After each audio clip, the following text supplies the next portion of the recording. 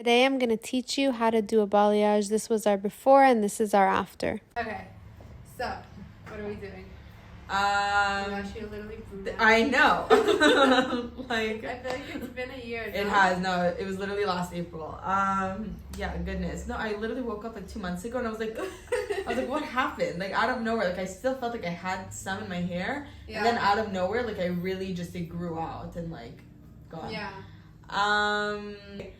So, is there a way to make it like not so ashy? Like I don't know. Like I want it more like warm. Yeah. Okay. So I loved the face frame last time. Whatever we could do. Like I still loved it last time. I'm just like if we could try it. Okay. And the hair in the front would be very pretty. Is that her name? Mushi. Yeah. This was the starting point. She hasn't come to me for a balayage in a year, so it's super grown now and ready to be freshened up. I always start by sectioning the hair. I make sure that I split it wherever they are parting their hair in the front, and then on the crown area, I make a triangle section. I do a triangle on the top of the head because it's where the hair is going to be laying flat on the top and the most noticeable. So you want to make sure that you're doing an even section there.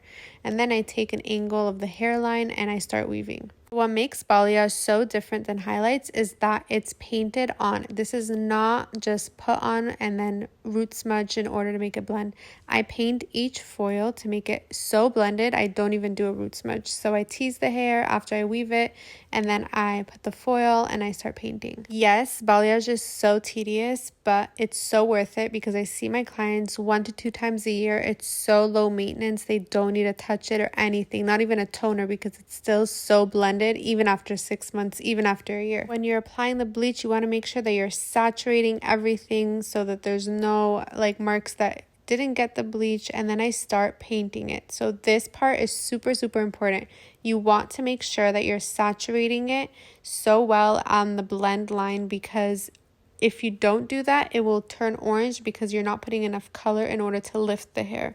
So you can see here, it looks like the same amount of saturation as the bottom. This is what I do on every single foil. You can see the blend, like look at the corners of the end of the bleach. You can see that it's angled and it's thin. It's not harsh and chunky. This is what's going to give it that blend without a root smudge. I know a lot of people don't use foil when they balayage, but I do because I want it to lift to a nice color. Now I'm just going to continue doing what I did on the other foils that you saw and work my way up the head.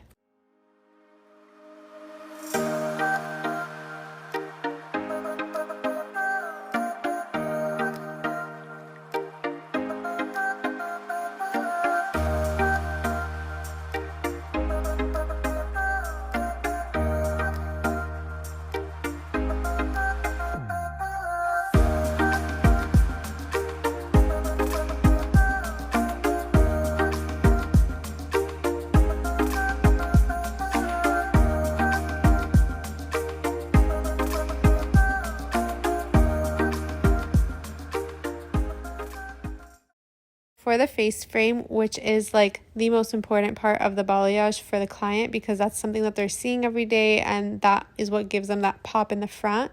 So you take a slice and then you tease it. No weaving, just a slice.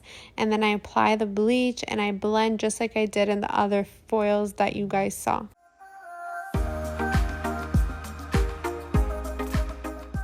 With this foil, I'm going closer up to the root, as you can see here, so that it gives her that nice pop in the front and it stays there for a while before it grows out. I then do another slice on top of that, and this time I'm going to be weaving it.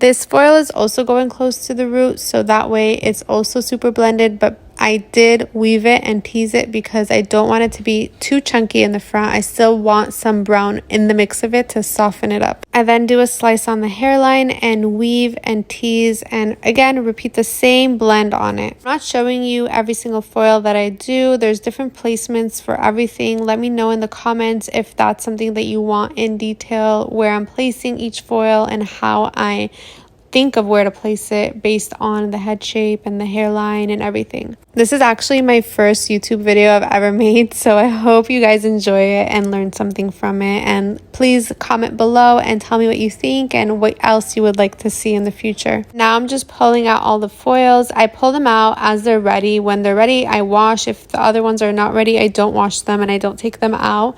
I don't let everything process and take out at the same time, because obviously the ones we started in the back are going to be ready before the ones that are the last ones I applied. I feel like this is a super important tip to note, because this is how you end up with over processed hair. The ones in the back sit for way longer than necessary because the ones in the front weren't ready. Another thing to note is that I do not use any heat for the processing. I actually just let it process on its own, and I don't like to use heat at all. So that's something that's super important when you want to avoid damage.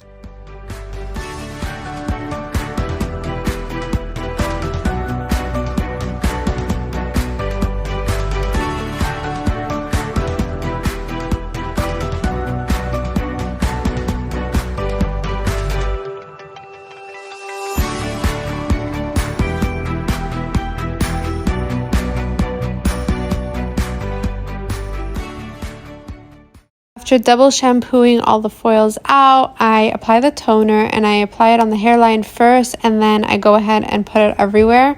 I just go in sections. I start from the inside and apply and work my way up.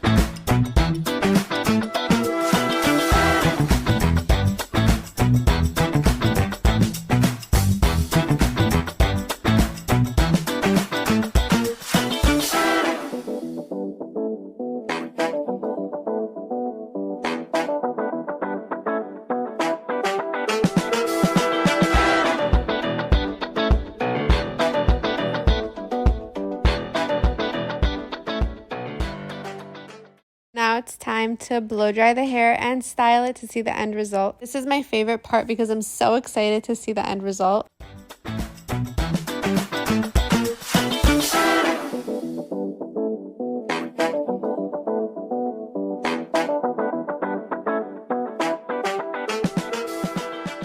After the hair is completely dry, I go ahead and curl everything.